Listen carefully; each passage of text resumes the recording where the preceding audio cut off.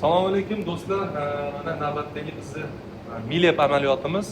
Ko'rishlaringiz mumkin. Men sizlarga nimani ko'rsatmoqchiman? Prostata bezi adenomasi mana to'liq CD yo'lini bekitib qo'ygan. Bemor bir necha yillardan buyon sevishdagi muammolardan qiynalib kelgan.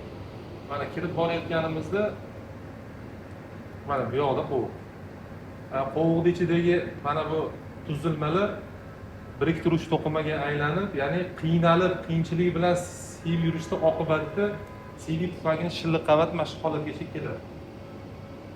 Shuning uchun iloji boricha ertaroq tashxislab, ertaroq davo muolajalarini qilgan ma'qul.